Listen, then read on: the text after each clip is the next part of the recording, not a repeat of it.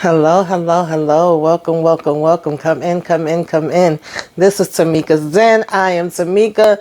Y'all get on in here, get on in here, get on in here. All right, kick off your shoes, relax your feet. You are now in the den. So, y'all, this is, the Shy. Okay, we are talking the Shy. This is my review recap for the Shy.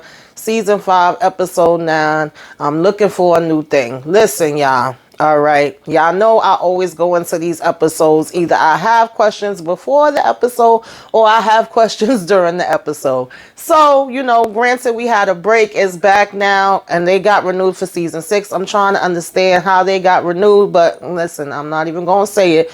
But, it is what it is. They will be continuing the Shy. And so, having said that, I went into this episode saying, what is going on, right? Is Keisha gonna blow up Tiff's spot, or is Tiff gonna come clean and tell on herself? Will Rob erupt? Will he finally be that volcano that we will see the explosion with, right? When he finds out the truth. That was the main things that I wanted to know. We had a lot of conversations. Keisha and Emmett was talking. Tiff and Rob was talking. Papa got some things off his chest. He said, I'm tired of the foolishness and foolery. Y'all gonna stop playing with me, okay? I was still tired of damn Nina and Fatima. They can both go as far as I'm concerned. They are irking my daggone nerves, okay, to the utmost. And, basically, Douda was still Douda. Like, did we think he was really changed? I don't think any of us did, besides Tracy and her delusional behind. But having said that, let's go ahead and get into this episode. So we started out this episode, y'all, with Keisha and Emmett going for a run. Keisha out on Emmett, okay? We already know she's a track star. She's a runner. She's a track star, okay? He could barely keep up. He over here getting cramps. He's saying he want to take a break and sit down for a minute. She like, boy, I will not be going running with you anymore. So, of course, as soon as they sit, he's basically saying that, he want to talk to her. He got to tell her something. And she like, oh, Lord, please tell me, I'm saying, that you are not about to hurt me already. I cannot deal with that, I'm saying. Please don't disappoint me, right? And she's like, shit, what is it? And so basically he was like, it's not bad. And she's like, it's not bad. Like, you know what I'm saying? He said it's messy. So she like, okay, you know what I'm saying? What is it? And of course he ends up telling her the truth about Tiff and the fact that she tried to come over and get some honey, okay? But I refused. I said no. So she's like, okay, well, I knew I could trust you. And then he was like, well, then why you still looking sad? He lets her know that he told Tiff that they are in a relationship and it's real.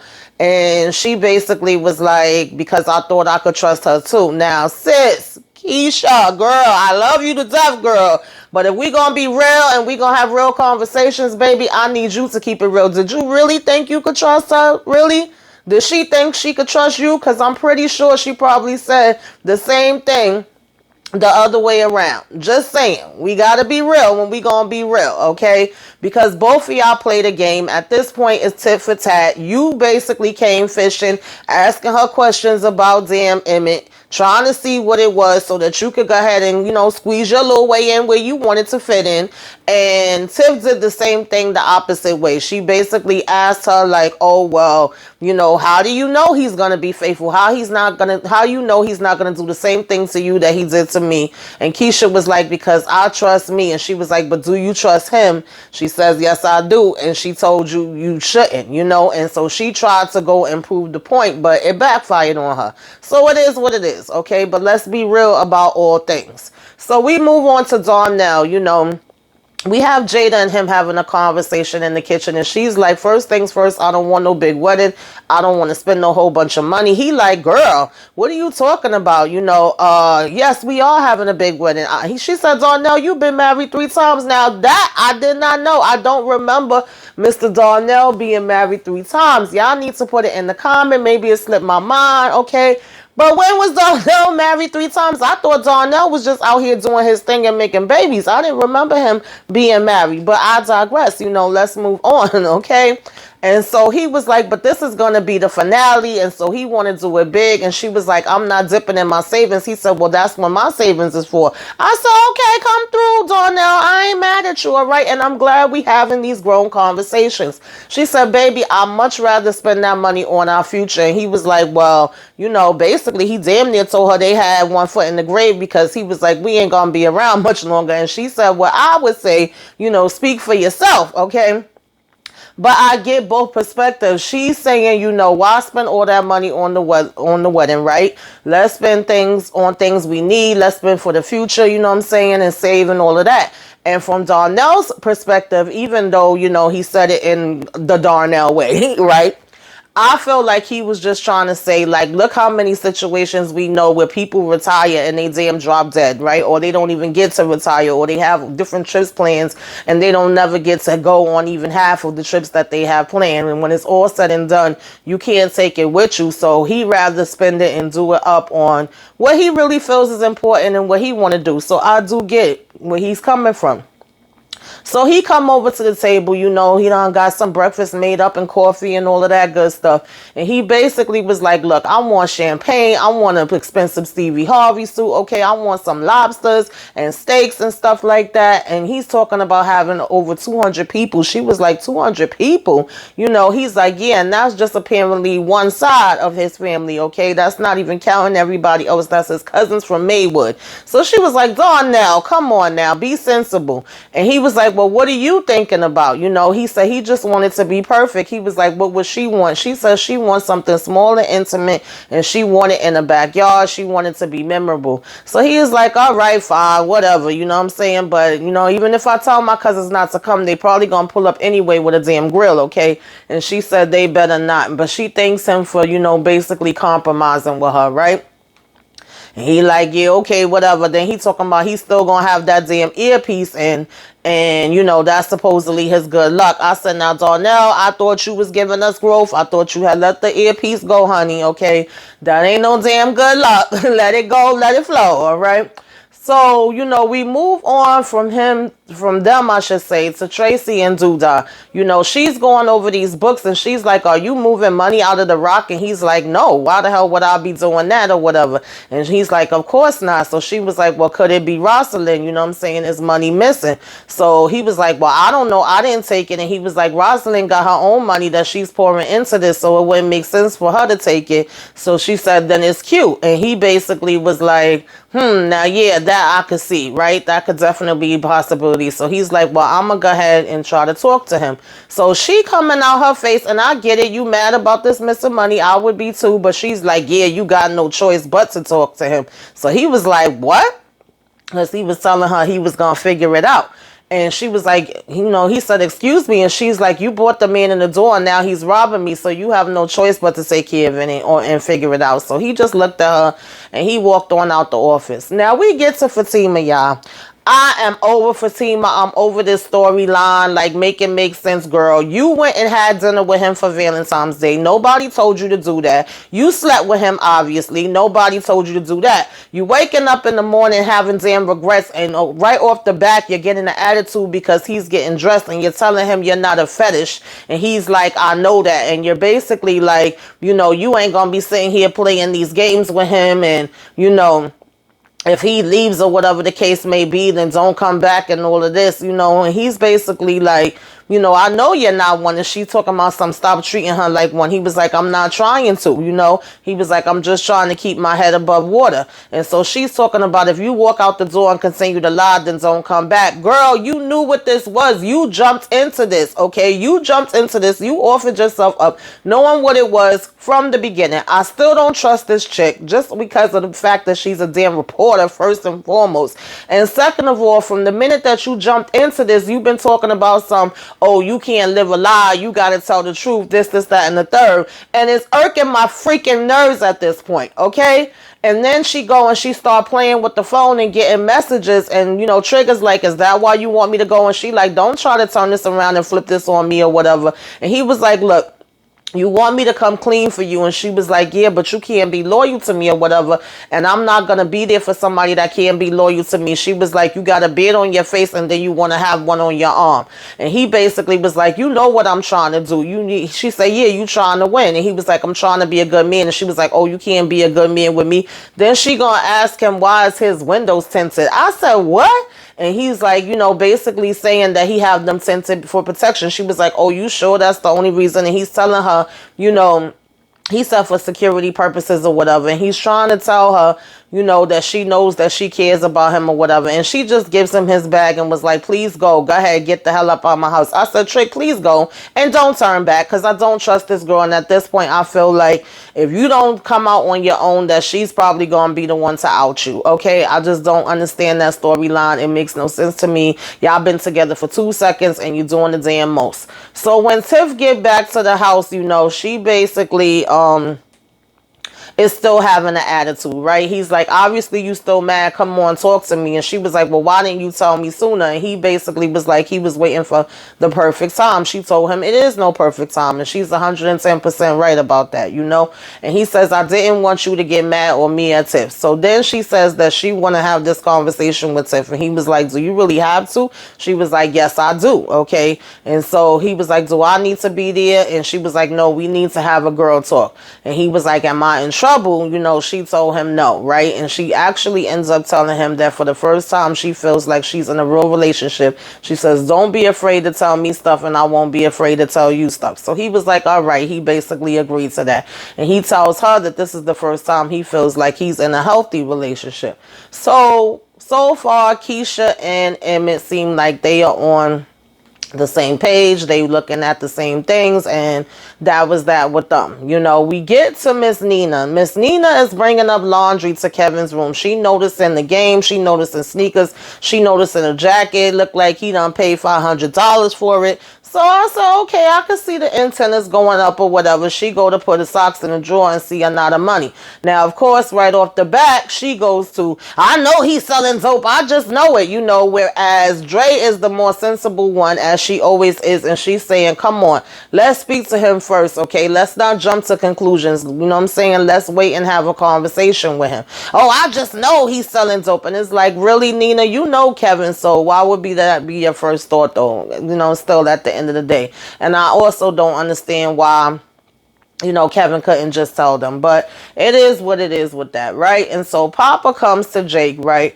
I guess he wanted to kind of go in and speak to him before Bakari comes to do this apology that he was telling him he wanted him to do. So of course, right off the bat, Jake is like, so you hanging with Bakari now? And he was like, you know why I don't mess with him. So, Papa talking about we all God's children. And Jake was just like, man, whatever, he ain't here for it. So he was like, asking how's Jim, and Jake was like, how do you think? And he was like, it's basically Bakari's fault that all of this happened because he came in strapped because he can't fight. And I agree with that, okay? And it's funny because Bakari is the same person on here and on Damn Power, okay?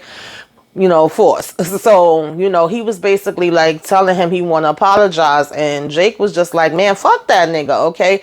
And at the end of the day, Papa, you can't be mad at that. You can't expect for him to just be able to forgive him all of a sudden right now. Just because somebody wants to apologize don't mean the person has to accept their apology. And to me, this is still really fresh and new. I feel like they needed to wait a little bit. But of course, they didn't want to listen. And so Papa at this point is like, you know what? I'm out of here. Fuck you, Jake. So Jake is like, yo, what the hell you said to me? And he was like, I said F you. You know what I'm saying? He was like, I'm tired of y'all and all of y'all bullcrap. And so he was like, yo, if I don't mess with that dude, this is what Jake is saying to Papa, then you shouldn't be messing with him either. Like, he did something really horrible to me, okay? And basically, Papa talking about something, I'm a man of Christ and he needed shelter. He was like, well, why shelter gotta be with you? He was like, we supposed to be friends. What kind of friend are you? And I could understand, again, Jake being that way. And Papa said, you didn't even tell me that she was pregnant. I found out at the hospital. And Jake was like, well, we didn't know what we wanted to do yet. Again, understandable, okay? I could understand. Papa's like, do we really have a friendship? Because you haven't even been talking to me anyway. So he basically was like, well, did you tell Kev? And he had to be quiet with that part. And Papa told him, stop acting like a bitch. And he was like, You can't tell me who to mess with and who not to mess with. Just because you don't mess with them, you know what I'm saying, that makes me a bitch, you know? And so he was like, at the end of the day, I'm tired of y'all. He said, you know, you don't be there for me. You and Kevin are both wrapped up in your own lives and y'all damn girlfriends. Y'all don't got no time for me. I'm going through shit too. And y'all keep putting me as y'all sidekick. And he was like, you ain't been there. Kev ain't been there for me. Nobody ain't been there for me. You know who has been there for me? Bakari. Okay. And so when he said that, Jake could not say nothing because when it's the truth, what the hell you gonna say? You know, so Papa finally spoke his mind and he got ahead and leave, right? Now we have Q, he goes into, we have Douda rather. He goes into Q's spot. He's asking where he's at. You know, he see old homeboy that he had to put out the house before sitting in there. And he's like, long time no see or whatever. And he basically, you know, was like, how's everything going? Where's Q at? How you been? So he was like, homeless. He said, I'm sure you found somewhere to lay up. And the guy basically was like, yeah, that he did. So he basically was saying that Q's out at the casino, and he was like, well, which one? He was like, I don't know. You know, he was like, to be honest, we ain't supposed to be talking about it, but it seemed like he got a little bit of a problem going on. Now, of course, he ain't supposed to be talking about it, but he running his damn mouth like water, okay? He basically was saying, you know, you need to get on top of that or whatever. So Douda was like, you serious right now? And he was like, how long this been going on? So, you know, he basically tells him like, it's been a little minute, you know what I'm saying? I heard it happen when he was in Cuba or whatever. So he basically was like, you know, why are you telling me this? And, you know, he tells him because you can handle it. And, you know, Douda talking about, I'm not coming back to that life. I said, Douda, stop lying. Nobody believed that crap. Okay, not you, not him, not me, not none of us. All right. And so he was like, well, we need somebody like you that has a cool head. I said, Douda got a cool head, really? So he was like, you know, Cuban gambling all his money away. And so he basically was telling him, like, you need to be careful what you say. But he was like, listen, I'm going to always speak my mind and say everything that I need to say and get everything off my chest. He was like, at the end of the day, you need to kill that old motherfucker, okay, and take over. Which I don't think that Douda really needed anybody to tell him that, because I think he was planning on killing damn Q regardless. There's been a couple of us that's been saying that for a minute, right? And so he basically was telling him, like, you don't know what you're saying. And he was like, yes, I do. So now we get Miss Tiff laid up in the damn bed, right? And here come Rob bringing her breakfast in bed. And as soon as he walk in, she's like, yo, I tried to fuck him. And she basically just lets it out. And he was like, what? He was like, God damn, well, good morning to you too. And he's like, she's like, look, I'm sorry. He basically was, you know, she's saying she couldn't keep it to herself no more. And he was like, when? She was like, on Valentine's Day. So he like, oh, wow, Tiff, for real. He basically like, God damn, Tiff. He was like, you know, you ain't shit. And that's about the only thing he said, you know, that was true. And she said, I didn't go through with it. He was like, because you stopped or because he stopped you? She told the truth on that part too. She was like, because he said no. And then Rob was like, oh, he said no. He was like, wow. And then she gonna talk about don't rub it in, Rob. Like, really? He like, I'm not. He was like, I'm just glad somebody has some damn self-control. So he was like, well, you know, what would have happened if you did? I just want to know, like, what would have happened? He was like, why did you even do it? Do you still love him? Are you mad because he's with somebody else? You know, she talking about, I don't have those kind of feelings for him. I don't love him anymore. He was like, so why was you trying to fuck him as a power play? She talking about, I don't know, maybe. He was like, you know, that's still fucked up, right? Because he's with your girl. She talking about some, what about me? I feel like nobody don't care about my feelings. He basically was like, I care about your damn feelings, okay? And just don't be careless with mine. And I said, you know what, Rob? You got more damn grace than me, baby. I'm sorry. I know we all been trying to figure out how Rob stayed damn calm as he do, because boo, that would not be me. And I think I'm one of the freaking calmest people out here, okay? So anyway, moving on from that, you know, we got Nina and you know, so-called addressing Kevin. She's like, I'm gonna ask you a question. You better tell me the truth. You better not lie to me. Puts the money on the table. And he basically lets them know, listen, it comes from gaming. You know, I've been out here. I've been doing these gaming tournaments. I'm really good at it. And I've been winning money. You know, oh, come on. Don't lie to me. You know what I'm saying? I don't believe that. You must be out here selling dope. And he like, hell nah. She like, don't curse at me. And he, you know, she's like, look, me and your mom found all this cash in your room. You know, this is what Dre is telling him. She's like, where did you get it from? And he was like, you know, I'm telling y'all whatever. whatever. And she talking about some, you think I'm dumb. I find that hard to believe that they would be playing somebody for video games. Well, look it up, Nina, because they do. So he was like, there's a lot of people that be getting rich off of it. It's corporations that sponsor the events or whatever, and people come and watch them. And so she was like, well, I don't believe you. He was like, all right, fine. Dre says, well, at least show us some type of proof. He was like, what proof? They pay everything in cash. So she was like, well, can we go to one of these games? He was like, no, mom, it doesn't work that way. He was like, they ain't doing this at somebody's crib. He was like, people come out and they buy tickets. So Dre was like, all right, well, the next event we could buy tickets and come and support. So Kevin talking about some, no, I'm not letting my moms in there, He was like, it sounds, Dre says it sounds like you keeping something from us. And he was like, I'm keeping it from y'all because it's mine. This is something that's for me. I actually found something that I'm good at. And she was like, well, I'm not going to, he tells them, I'm not going to let you take this away from me. And Nina was like, go to your room. And then he was like, why? And she was like, because I said so. So she was like, stop yelling at me. He was like, you're yelling at me. And he basically threw one knot of the money at her and took the rest and ran up the stairs and slammed the door. So she says, well, listen, I ain't gonna go to jail, for killing this damn boy. And Dre was like, good, because I'm not gonna testify against you. So now when we get back to Tiff and Rob, he's still talking about goddamn Tiff, and she come in talking about some, you're right, I'm sorry, I apologize. And he was like, what would have happened if y'all did smash? She was like, that shit would have been awkward as hell and it would have been real messy or whatever. And, he basically was like, I just still can't believe that you even did that. Why would you even put yourself in that position? It's fucked up. And he was like, that, you don't even like that nigga, so what's the point? And he was like, I appreciate you keeping it a buck, I really do, but if you do something like that again, that's gonna be a wrap. And he was like, next time use your words, not your body. And she was asking him how he stays so calm, and he was basically saying that, he smokes, and we know we all been having that joke, but he was like, nah, seriously, he was like, at the end of the day, he grew up in a house where he was always around people that was arguing and yelling, so he just felt like he had to basically learn to start listening, because he was like, it don't solve anything.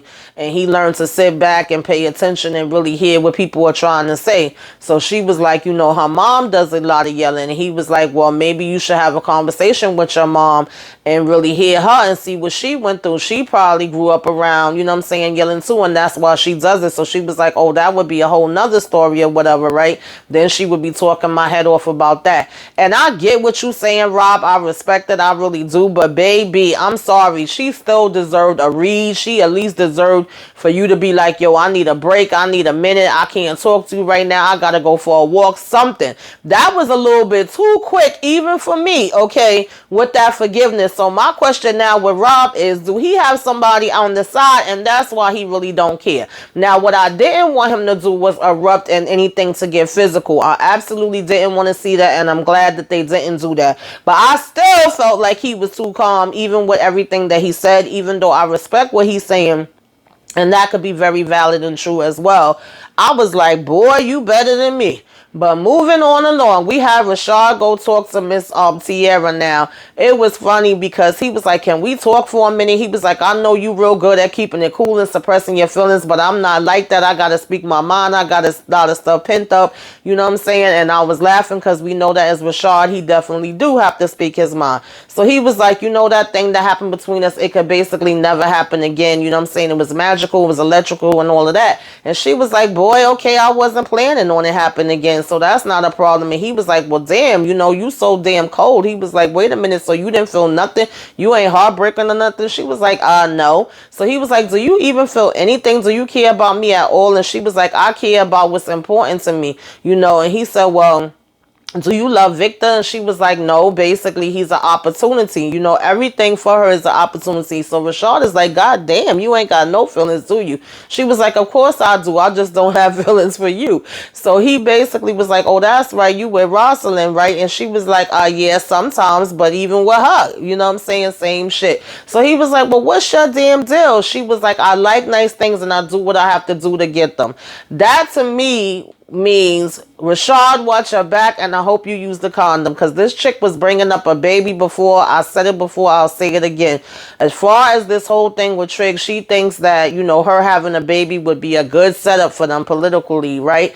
And I could see her using Rashad, having sex with him and getting pregnant and wanting to say that this is damn Trig's baby. Okay, I don't put that past her at all.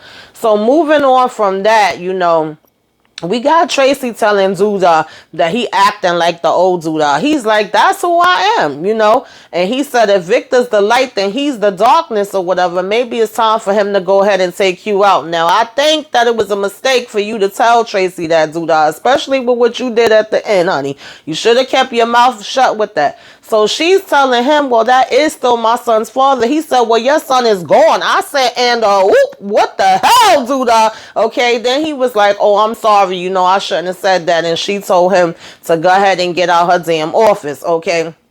And then he leaves. So, we basically, from that point, have, Emmett and, Keisha go out to see this art gallery. They trying to get themselves a little new experience going on. I wasn't mad at it. They talking about art and money and the investing, being able to, save this and put it down through generations in your family or whatever the case may be. It looked like we had Miss, what is her daggone name? I can't even think of her daggone name right now to come back to me. But Rashad's, girl that he got into an argument. Looked like she was the one that was showing them around. And she was saying this artist is from, Chicago and he's amazing. And they were saying that they learned about it, or Emmett learned about it from, Master Mashawn as far as this exhibit. And he was like, it's not going to always be like this, because Keisha was saying all her money is going into school. And he was saying, stuff is starting to pick up at the restaurant. And he was saying, I guess this is something they could look forward to in the future. And she was like, do you promise? And he was like, yes. So we have Douda getting this breakdown, finding out about how his business is doing, how much money he has going on. And they're like telling him, your pizza shops and stuff like that is doing good. She was like, actually, you may want to go ahead and try to get a franchise. And he was like McDonald's. She was like your own shit. Okay. And so she's telling him about this steakhouse and this new vegan house, and of course here comes Smokey's coming up, and then there's Smokey's, and he basically like, yeah, I remember that. He was like, it used to be Sonny's and the guy had bought it out and it's doing good. I said, y'all leave Smokey's alone, okay? Keep Smokey's name out of your damn mouth, all right? Like, come on, we gotta go and mess with Smokey's now. So he's saying, okay, she was telling him he could open up another one in New York, and he was basically saying that might be a good idea, all right? I said, Lord, whatever. So we have, Bakari actually show up at Jake's house. When Gemma opens the door, she's like, oh, shit. And then, Jake is like, what? And he sees him walk in and he's like, yo, what the hell he doing in here? I don't want him here. He basically came to apologize. He says he's sorry. Gemma's telling him it's not his fault. And Jake is like, how is it not his fault? He was the one that was shooting. And she was like, I really appreciate you coming here. I know it took a lot for you to come here, whatever the case may be. And so she accepts his apology and she says, thank you. And she basically gives him a hug. And of course, Jake is not in no damn hugging mood. Okay. He ain't ready to forgive yet. Bakari basically leaves. And when he sits down, Kevin was asking him if he was okay. And he told Kevin, yeah, he was. So, I feel like that still was too soon. But like I said, I see what they doing. And I did think that was real grown up of, Gemma to forgive him. Okay. Now, we have Mr. Mashawn just so happens to show up at Smokey's. And Emmett is super, super, super excited. Okay. And he's like, yo, I've been following you. He was like, oh, I didn't recognize you at first because you don't have on your dashiki. And he was like, I don't wear it all the time. I'll be in my regular clothes. But then this chick comes in and she's like, yo, can you get me chicken too? Because at first Emmett was saying that he could have whatever he wants for free. Mashawn is telling him he's starving. And he like, oh, that's what's up. I love meeting fans. So then here she come and he's like, this is a fan of mine. And she like, okay, good. And he was like, my motto, my dick deserves better. She was like, yeah, I'm the one that freaking made it up. So Emmett is basically seeing that dude is a straight up and down fraud or whatever. Emmett is giving him the side eye. And she was like, listen, he keep telling her to wait in the car, and she's saying how she been still waiting on her cut. And then he was like, can you go wait in the car? And she's like, yeah, your mom needs the car back in an hour. So Emmett is looking at him, and he was like, are you freaking kidding me? He was like, everything you've been saying is bullshit. You out here fucking. Yo, that was hilarious to me. He was like, is that your woman? So he was like, well, what's your name again? And Emmett is like, Emmett. He like, Emmett, I'll send you a t-shirt. Emmett said, I don't want no damn t-shirt. He was like, man, you been all bullshit. He said, fuck that. You got to pay for your food. You out here lying.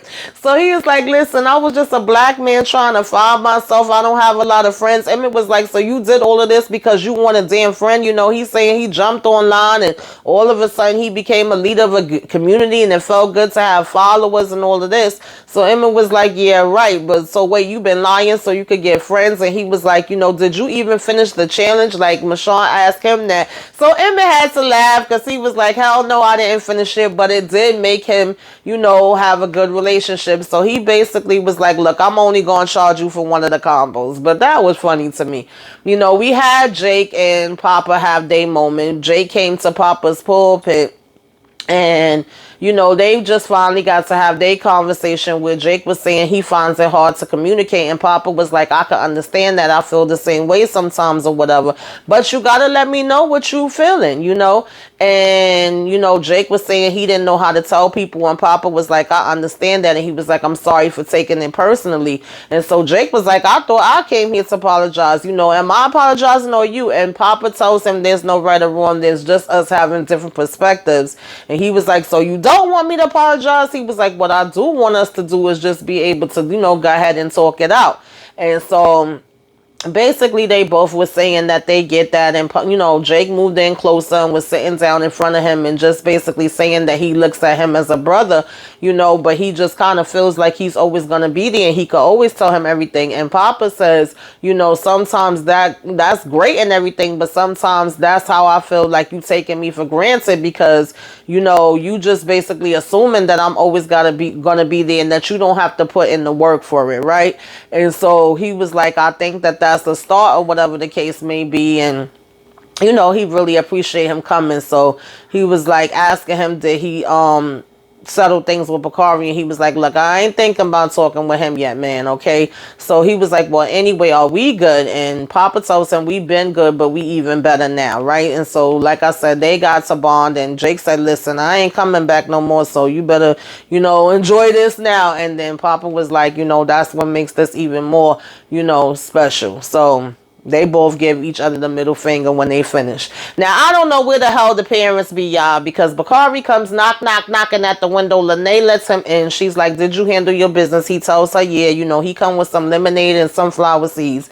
And she basically was like, you know, did you do it just because you wanted to be able to come here? And he was like, no. And so she was like, yeah, I didn't think you did. And basically, you know, he's saying, did you hear about me? She said, yeah, I heard about you from several people. You know what I'm saying? They was all saying you killed somebody.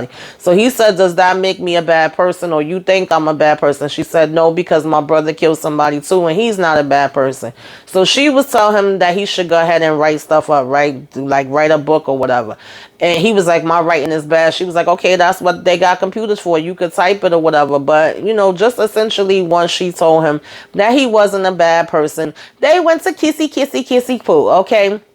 So we already see that them two gonna be trying to get together. You know, as a matter of fact, she had ended up saying to him that, you know, with their situations or whatever and the way that they lived, they didn't have nobody and now they do. And he was like, I still don't have nobody. And she was like, you got me, babe. Okay. So then we moved on from them, and you know, we had who the heck did we have next? We had, you know, Kevin basically at his girl Simone house. Now, I don't know if this was a mistake. Kevin gives her this damn money to hold on to her, right? She was like, you sure you want me holding all this money? You know how many crystals I could get with this? He was like, you better not. She said, well, listen, if my grandmother finds this, I could get in trouble. If she comes asking me any questions, I'm going to tell her the truth. And you know what I'm saying? He said he was going to be back for her soon. And he was like, that's okay if she does, you know what I'm saying, get in trouble and she need to tell her mom, you know, her grandmom anything. And then she was like, you know, she should be getting a finder's fee, all right? So we had Dante call up Tiff, and he's like, well, what are you doing, And she was like, well, I'm busy. What the hell do you want? And he was like, oh, it looked like that's a new background. Did you move out? Are you with a girl? Are you with a boy? Are you single? She like, yeah, I got my Douda, whatever the case may be. And she said she was busy with work and weed, amongst other things. So she was like, what exactly do you want? Get to it. So he told her he wanted that blueberry kush. So the next thing you know, you got Rob walking up behind her, and he over here like, cheese, hello, what's up, dude? And so Dante is like, oh, what's up? He was like, damn, nigga, what you 6'8"? He was like, I'm 6'9", shorty. I was like, talk your shit, Rob. Talk your shit. So Dante was like, all right, then I'ma holler at you, right? And now Tiff looking like she all unbothered and, so content with Rob. I'm like, whatever, y'all. So, we have Darnell come give Jada this check, and he say that is a check, that's basically for the Rock Center or whatever. Since he not going to be spending it on his tux, he wanted to help. And, since they get in this smaller wedding. So she was like, wow. She was like, giving him a big hug, saying that that's really special. And he was, she said that they definitely gonna like it and appreciate it. So we have Rashad come in the office with Trig. And he tells Trig, like, what's going on, bro? He was like, what do you feel like, you've been taken for granted or whatever. He was basically about to blow up his own daggone spot, right? Thinking it was something about him, asking him did he feel betrayed. And Trick was like, what? So he's like, oh, no, never mind, nothing, but what's going on with you? So Trick was just saying that he don't feel like he being true to himself. You're not, he don't know who the hell he is anymore. So Rashad was like, listen, bro, all I could tell you is that, you could tell the truth, okay, and possibly lose, or you could live a lie and win. And Trig was like, I feel you there. Now, Trig talking about he feel like Fatima is his soulmate. And again, Trig, you met her 2 seconds ago, child. 2 seconds. She a soulmate? I'm tired of that story. Anyway, I guess he gonna think on what Rashad tells him. And then Rashad go outside, he sees Bakari. He's telling Bakari how good he looked. Bakari saying, yeah, things is actually going good. He says he's gonna write a book. And he was like, write a book about what? He was like, well, if you do, make sure you be careful of the police. He said, man, I'm gonna change the names and stuff like that. I'm not gonna put all of that in there. So he says, because remember a while back, Rashad asked him what he was going to do, what his dreams was. So he was asking Rashad, like, and what about you? And he, Rashad tells him he proud of him and all that. So Rashad shows him this CD, and he was like, you going to make CDs? He was like, no. He said, excuse me. Basically, he wanted to do a vintage shop. He want to sell old shit. We know Rashad has been into cassette players, tapes, DVDs, CDs, so it makes sense. So, he was telling him like, oh, I'll come to your store. I definitely would support that. And he tells Bakari that he would also buy his book. So we have Keisha working out with, not working out, but studying with, EJ. She's having him say bat and hat and cat, showing him the little cards. And he getting it each time. So she like, go EJ, go EJ, go EJ, go EJ. All right, you doing the damn thing like you a genius. Congratulations, you doing good. I'm so proud of you. And he was like, so you gonna tell my mama? She was like, well, I'm gonna tell your daddy to tell your mama, when he comes and pick you up, all right? So I thought that was cute. EJ is coming along. He's getting it. She's helping him studying. All right, love to see it. So basically, we have Douda walking up to this house in slow motion or whatever, right? And I'm like, where you going, Douda? Where you going? So then we seeing that, he basically is knocking at, Q's door. And Q comes and was like, well, why the heck did you come so early? And as soon as he opened the door and said that, Douda basically was like, bow, bow, bow. I was like, okay, Douda. We see you. We knew you was going to do this anyway. Nobody is freaking shocked. And then he go and he checked the back of the house to make sure, I guess, that nobody else wasn't in there with him. Nobody ain't see nothing. And he come back to the front of the house and he's looking down at, Q. And Q is like, I always knew you wasn't shit. Child, that made me laugh. I don't know why, but it did. But listen, y'all, that was the Shy. What did y'all think about this episode? What y'all think gonna happen now, honey? Okay, is Miss Tracy gonna be trying to, get at Douda? Because it ain't gonna be a damn secret who the hell did this, okay? Put it all in the comments. Let's discuss, let's discuss, let's discuss. Do y'all think Rob got a thing on the side, honey? Rob got a thing on the side because something else going on with Rob. And if it ain't none of the other things that we already was thinking that it was, child, that's the only thing I got left. But put it in the comments. Let's discuss. Like, comment, share, subscribe if you are so inclined, okay? Till next time, toodaloo.